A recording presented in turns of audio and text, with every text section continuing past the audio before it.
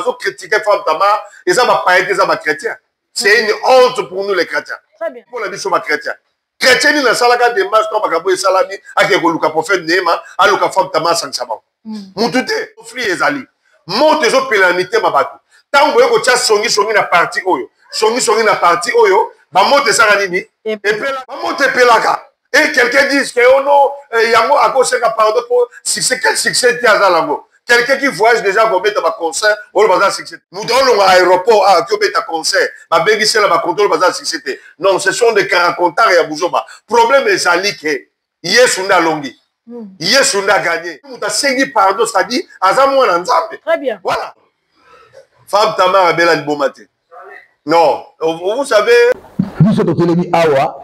Balobi yo otelemi wapi ya wana zo senga bino bo s'abonner vraiment massivement na Anti-Stress TV chaîne ngai ya yo ya ye ya biso banso so boni bo mona ba gag ba émission éducative boni bo mona ba vrai film proprement dit film Anti-Stress TV biso totelemi biso bakona biso mesiko s'abonner alors massivement ici ka ba komi abonnez-vous na rouge wana yo Dobika.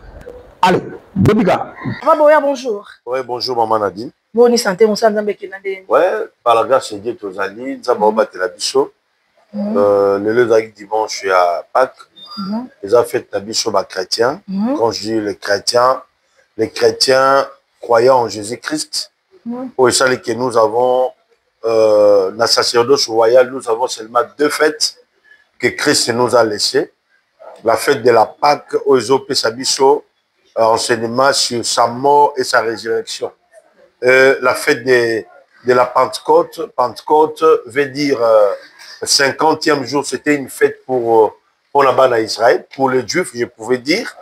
Maintenant, Yesu Abisi, ma disciple, ne vous éloignez pas de Jérusalem, vous allez attendre ce que Molimo Santo Roya. Maintenant, pendant que ma disciple, Bazo la Molimo Santo promesse, il y a Molimo Santo,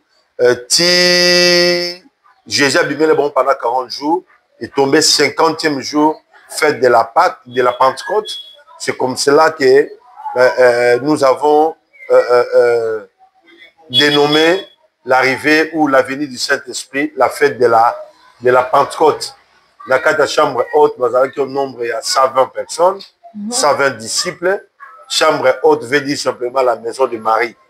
Marie, mère de Jésus. Bishika Bande, parce que là, frère Jésus peut avoir un cadeau. Et c'est pour cela qu'on a souhaité qu'on a profité, pardon, qu'on souhaitait bonne fête de la Pentecôte, la bande de réunion sur la Bichot, tous les chrétiens du monde entier, rester que laisse que le Saint-Esprit a Kambabino, le Saint-Esprit à la hauteur dans ma camion sur le salle. Merci beaucoup pour Manuela Kitoko. Avant de votre porte la sujet du jour, Nabiso, on a fait Bambote Mingi, on a dit so va seigneur nga bolimbi c'est papa, na sur Yoki, le moment où on de Kenaye bolé là qui tourne, moi vraiment que on a vraiment aimé papa. Voilà, na ba les makasi. Ba ne ko ba kombo za un peu à kutanga te, ko mingi ba senga kino, mamele c'est trop bon a été sur une suspension, nous avons quand même écouté vos demandes, pardon, la Bino. Voilà. Elle est là, notre sœur Nadine Elès. Voilà, merci beaucoup à tout le monde. Merci Nabino Banso, Bozui Bakou et Rolanda, la grande dame. Autrement dit, la boise de la presse, s'il vous plaît, abonnez-vous massivement pour la actualité. Ah, tout le monde a caca actualité. Papa, yo bon, ça qui le lengeni, beaucoup la passe, bâtissement, beaucoup y a l'élo, fait une abisso, bon, ça qui le lengeni tonga, magnola. Non, problème est ça que ce n'est pas seulement préparation, c'est une fête pour nous. C'est une fête pour nous. La fusion du Saint-Esprit, Zali, Kokanisa Mokolo, ma disciple. Ma disciple, Bazaki Savet, Bazou Molimo Santou. Moi, Pierre Aizaki Moka Tei, Kakana Parole Moko. Prédication, il y a Pierre, Tango Teyaki, Mokola Pentecôte, a Teyaki prospérité. A Teyaki ba démonter. A Teyaki peut combat spiritualité. Pierre Alobé, Kaka, répentez-vous. Jésus-Christ que vous avez fait crucifier. Aujourd'hui, il est à la droite du Père. Et prédication, l'un de ça là, que 3000 personnes babongo la mitema. Et non, le seul message peut amener quelqu'un dans la repentance, c'est le message de renoncement na makambo mabe. Très bien. Et église ebotami na molimo santu, église il faut zonga na molimo santu. Ce que église etam sama na molimo santu ba don et zongi na kati ya église bando ki ba osaka na église te. Ba politique ba osaka ba ko manipuler l'homme pasteur te. Ne te mona ngo kala na ba moment ya ba groupe de prière à chantant seulement le Saint-Esprit s'est manifesté. Donc nous avons préparé la fête de la Pentecôte en sorte que le peuple de Dieu que non, c'est le Saint-Esprit, l'Esprit qui nous a été promis, et ça esprit au épée sameli biso pour étendre sa biso bananzambe. Très bien, merci beaucoup Manoli Kitoko. C'est comme tout le monde a tout le monde papa n'a pas de mission na minga télé mais na ba faux. Nous au thème au laxara même naba au laxara ba yiki banso que non so ko moni signe naba signe que so moni signe on est tongo sambelaka au continuer parce que tonga nzambe te. Est-ce que des retours aux rabatate batoana info on bazongela ka hôtel des retours. Bon, attaque spirituelle vraiment et ça moi pas si attaque na bango koma. Bibolobi, l'ange de l'Éternel campe autour de ceux qui le craignent pour les arracher au danger. Premièrement. Deuxièmement, on va la ténèbre, on a la lumière. Ténèbre, à jamais lumière en aucun jour.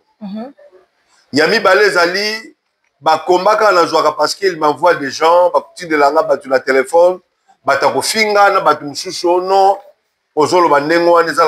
tu peux goûter. Moi j'ai déjà goûté la parole de Dieu. Le jour il y a Pentecôte.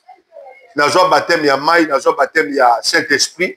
Et ça, on a la prophétie, deux à guérison miracle, je ne sais pas.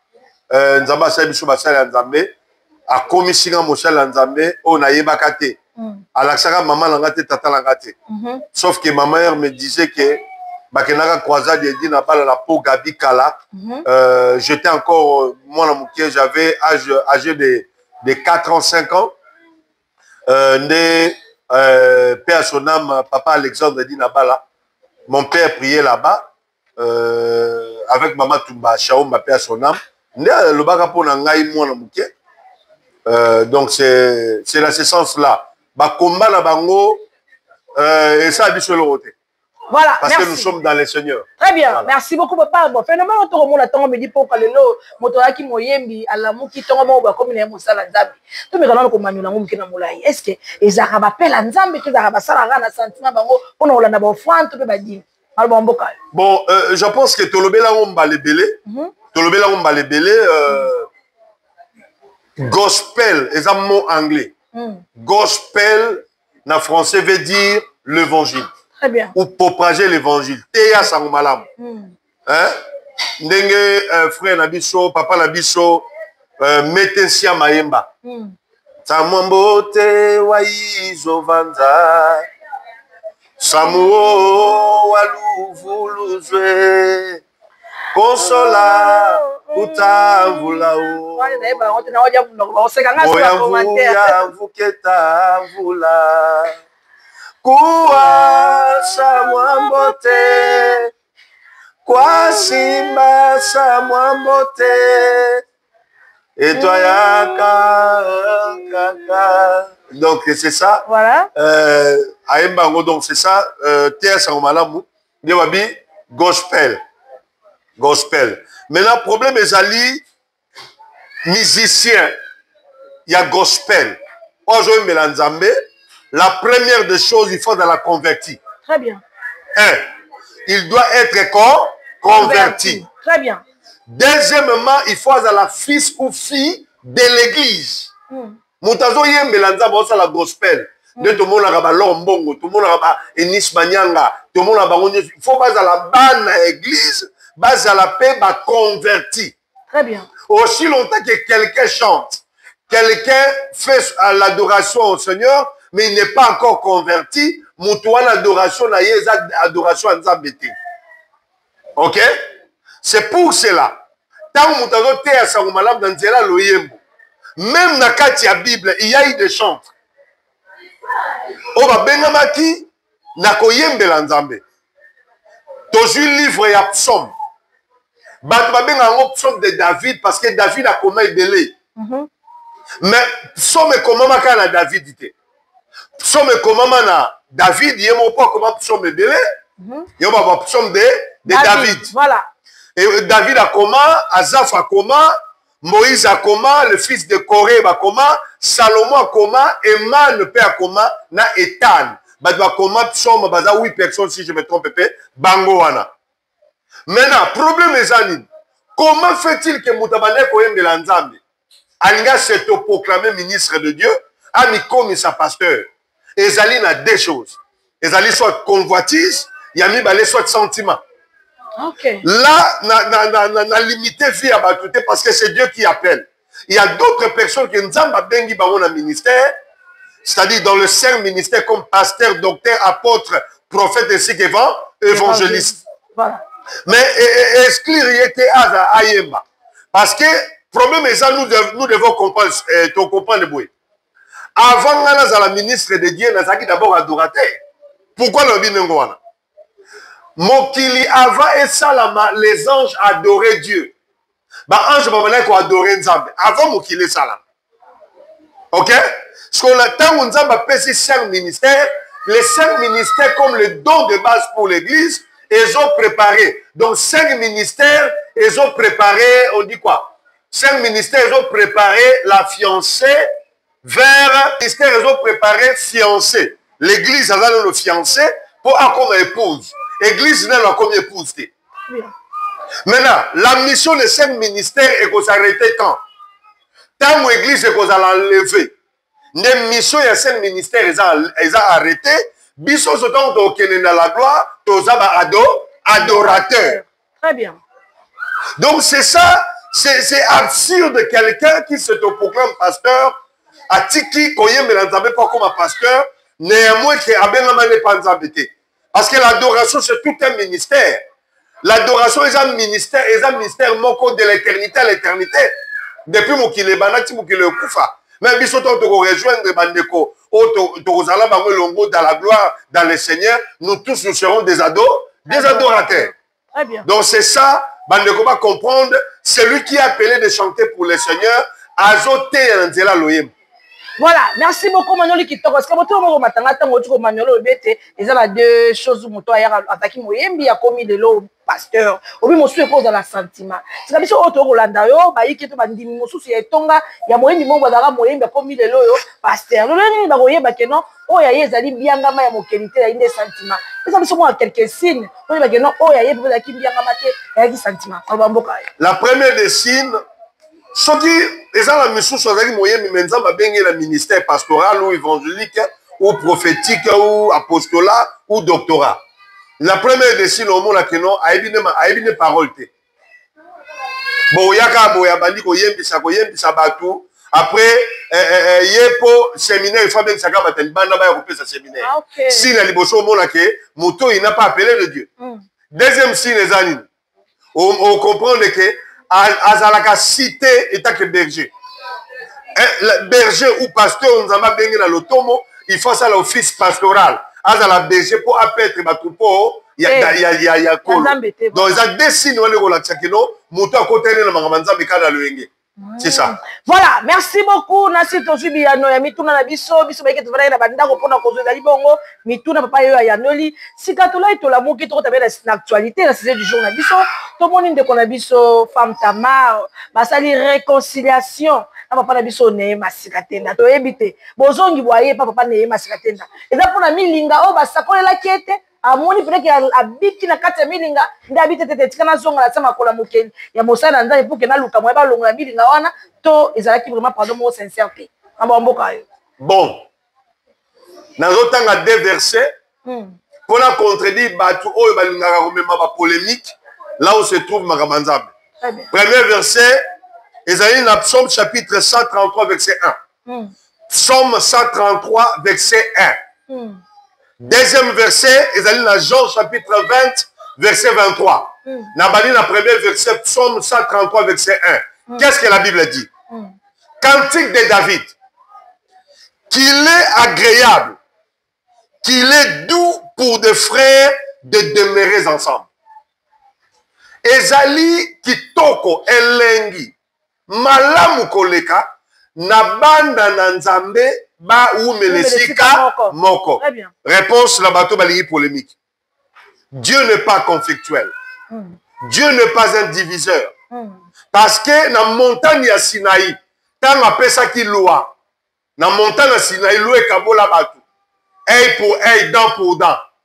Na montagne ya Sinaï, loi ebimaki. Oh, la loi ne sauve pas. La loi ne guérit pas. La loi ne guérisse pas. La loi, qu'est-ce que la loi fait? La loi condamne. Mais sur la croix, Jésus a rassemblé. Na tour de Babel a panzaki batu. Mais ne kulusu asangisi, mukongo na mungala babalana, muswahili na mutete la babalana, mutete la mupende babalana, mupende na musuku baba. Donc c'est ça la grâce. Très bien. C'est pour cela, tant que les enfants de Dieu, qu'il est doux et agréable de frères de demeurer ensemble. Très bien. Là. Deuxième verset à Jean chapitre 20, verset 23. Ceux à qui vous pardonnerez le péché, ils leur seront pardonnés. Et ceux à qui vous les retiendrez, ils leur seront retenus. Oh, ils allaient promesse, Yesu, après ça, il n'a pas ça, les ensemble. C'est-à-dire, tant que vous pardon, le dit que non, soit pardonné,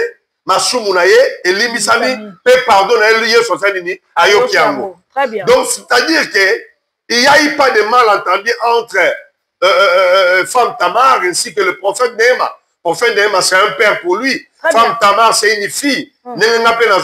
C'est une fille pour moi. Hein? Le prophète Kalama.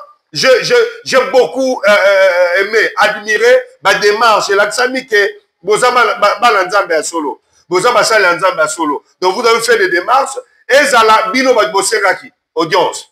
Et la prophète Néhéma Moutasengaki, c'est Jésus qui gagne.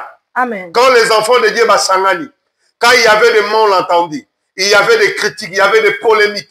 Tant que Salamati dans les réseaux sociaux, chacun a interprété selon lui. Aujourd'hui, le bas blesse. C'est Jésus qui gagne. Merci beaucoup, Papa Manuel Kitoko. Mon kende a pour gagner en tout cas, Manuel Kitoko. C'est comme ça que va le non, ah, pardon, les gens ont sincérité. Parce que Monica, continue qu'on a vu sur Nice, Manianga, Koleka, au moins que non, quand même, par rapport, n'enga beta kindanga, na papa la biso nema sikatenda, à la kisimo kirikeno, à côté pendama, et c'est que même pendant Nzambe, nani papa femme Tamar amoni milinga o balaba sakolela ki elati nzoto sikabiti kana senga pardon dans la ndenge mo ya hypocrisie pour que makambo ngezonga dans les bon na éviter soki quand les gens disent que milinga je ne sais pas milinga papa non j'avais suivi cette prophétie voilà alobela ki ke mu pepe moko ya milinga moko ya après ya onde kotombola c'était ça non il faut pas mal interpréter ce que l'homme de Dieu avait dit.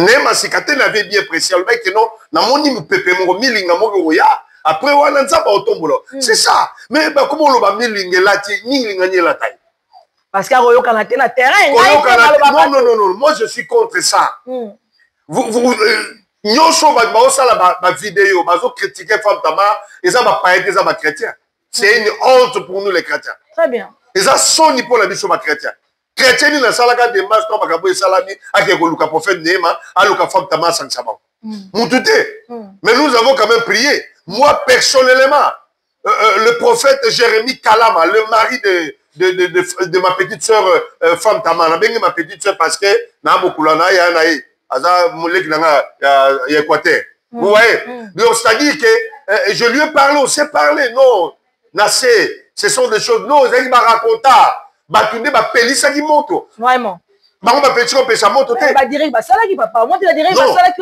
écoutez la zote tout cas écoutez problème ezali quand conflit ezali moto ezo pelanité ba batu tant boye ko tia songi na parti oyo songi na parti oyo ba moto esala nini epelaka ba moto epelaka et quelqu'un dit que oh non yango akoseka pardon pour succès quel succès ti azalango quelqu'un qui voyage déjà pour mettre ba concert au bazar succès. Nous donnons à l'aéroport à Kyobeta concert, ma bégi c'est là ma contrôle bazar succès. Non, ce sont des caracontars et à Bouzoba. Problème est sali que Yesunda longi, Yesunda gagné. Bino bata ma polémique, Bino bat bombe sala ko finga, bino bomesa kotonga bosala ba YouTube bosala ba TikTok eza mpona koédifie te eza mpona éducation ya bana te éducation ya venir ya bato te eza kaka kofinga yesu apekisaki kofinga moko te abimisa kofinga o motu oyo nyonso afingaka aza ya nzambe te toute personne qui azoloba ba mensonge azofinga il a pour père le diable napesa exemple moko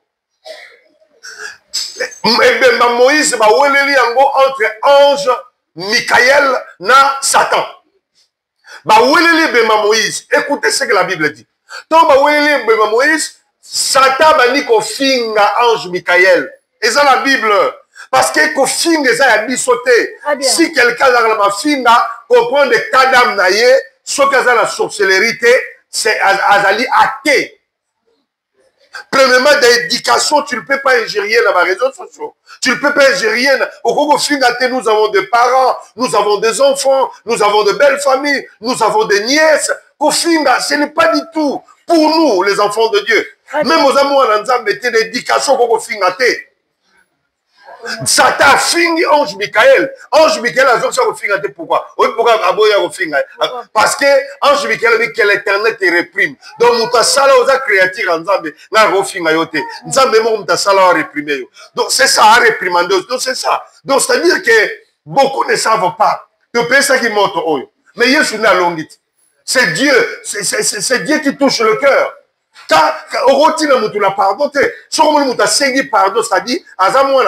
Très bien. Voilà. Voilà, merci beaucoup papa Manoli Kitoko. Si quand même sous balobi kaka nyongo nyongo le katandoke, monsieur balobi que après avoir papa Tamar ko sala ba direct na mobile na ko loba wana contre papa so nema akomaka landa u para bela ka boma après liboma na train ko sila nde ba sebi keneka ko senga bolimbi sino kite ozonga susu na fulu. Maba mboka yo manyola. Non. Femme Tamar a bela liboma te. Non, vous savez il y a des gens au Bakoko Loba Moutako pour se troubler en soi par rapport à Yabitoube Kobeli. Ils ont libomate. Il n'y a pas de preuves, il n'y a pas une vidéo, il n'y a pas une photo. Parce que quand on dit de telles choses, il faut dans la preuve. C'est ça la polémique. Moi, je ne peux pas affirmer ça. J'aime dire des choses que je maîtrise. Très bien. Je parle bien avec le mari de Tamar, je parle bien avec Tamar. Même leur famille, je n'ai pas eu de preuves, je n'ai pas eu de signes, même dans Ndako Nabangono. Mais quand on dit que notre combat comme la Ramutu, Mouta se perd Daka. Batunyo so diable a côté na batu, batunyo so batieto misabi. Vous voyez? Et l'on enseigne la bas chrétien. Na bana nzambe solo. Le jour de la Pentecôte. Mutoaza la molimo santu kati na ye afinga ate. Mutoaza molimo santu na ye asala kaba fausse accusation te. Tu ne peux pas accuser ton frère, tu ne peux pas accuser ta soeur dans les cambo yo yebi a salité. Vous voyez, tu ne peux pas aller trop loin. Soki balobi likambo sa ngai soki lobi mutoa sa kinga likambo, ça dit naza la ba preuve. Si je n'ai pas de preuves, na rolobate. Ezali ne royaume na biso pour s'affaiblir. Toujours vivre là-bas fausse accusation. N'a pas ça li solo moko. Boye baka pourquoi frère mette siama. Talatina ngai lingaka kolo Yesu. Akangami. Papa ta moi on se voir raison. Moi je comprends. Akangami. Tomata. Alandingai. Tomata. Moi Talatina ngai lingaka kolo Yesu.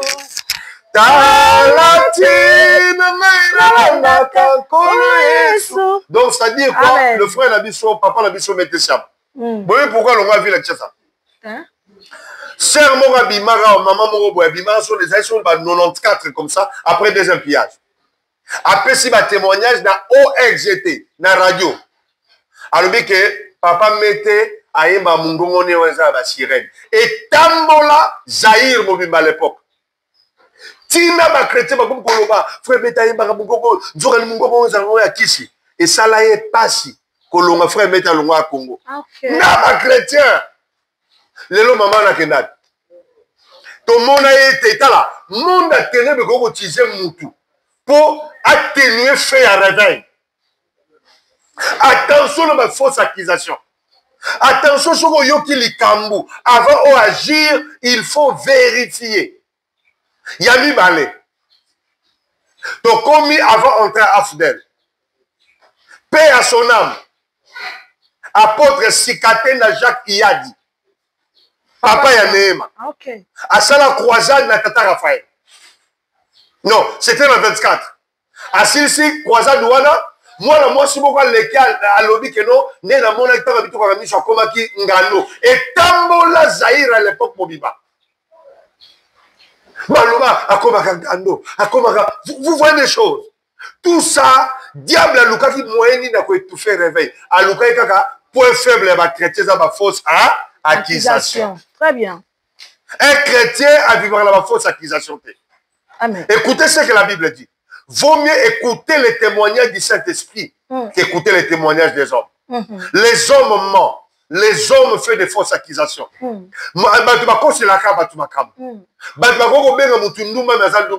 bien. Le diable a utilisé réputation et quand même peu Moutou. Mais Moutou a un côté. Il faut aimer écouter les témoignages du Saint-Esprit. Même dans Zolo Baboye, j'aime écouter les témoignages du Saint-Esprit sur quelqu'un. Avant je dois d'abord prier, écouter Dieu. Il y a des gens que Dieu dit ne parlez pas à lui, il est mon serviteur. Dieu Kolobana été, il est ceci. Donc c'est ça, les témoignages du Saint-Esprit est plus que les témoignages des hommes. Avant qu'on finisse à moto, avant qu'on bimisa ma belle moto na itanoïke, il faut écouter les témoignages du Saint-Esprit. C'est ça notre église. Et zonga na makolo a Yesu. Biso tokoli la père spirituel la biso. Bandeko nyonso tokoli na bango, bayebi nga bazolanda nga bayebi histoire oyo. Mwana mwasi moko ayaka na 1998. Wana ba Rwandais bakoteli biso awa. Mwana mwasi wana tango aye alobi boye. Auti Katanga. Abota la père spirituel la biso bana misato. Na ebisi yo ke église ningana. Comment on a un père spirituel na bino? Non, je ne peux pas citer le nom. Parce que ça n'a juste pas rumeur, bah faut que ça le solo. OK, le solo. Pour anticiper ngate po, au cas de chemin on va comprendre té. OK. Bon, na ko tanga kombo te via ya kombo na ya protection na ye. Voilà. C'est wana lobi ne mwana auti Katanga na ilikasi à l'époque. Première fois là on a kombo likasi. Na 98. Na ebe ba kombo mususu likasi. Alobi babotine ba la misatu. Aya na ko église, l'église obi ba venir ba songi ba maman ba komo loba. To perda ka ba serviteur. Moi je suis resté avec mon père spirituel avec quelques personnes. Écoutez ce qui s'est passé. Église Kabwani de komoka ki asali ou elle Paris na ye, alobi que père spirituel a pengui. To tirer le papa na biso bolibo. On était critiqué dans le point que donc écoute il faut to suspendre ye, bobi ta époque on les ala qu'il faut suspension. Même pasteur Soissel m'a veillé, il faut se suspendre. Tofani, ezalaka na ilanga, bakaba ilanga. Après 6 mois. Biso totelemi awa, balobi yo otelemi wapi. Ya wana zo senga bino bo s'abonner vraiment massivement na Anti-Stress TV, chaîne na ngai ya yo ya ye ya biso banso. So boni bo mona bagag, ba émission éducative. Pour nous montrer un vrai film, proprement dit film, Anti-Stress TV, biso tote biso bakona biso les psychologues. S'abonnez alors massivement. Ici kaba komi, abonnez-vous na rouge wana yo Dobika. Allez, Dobika.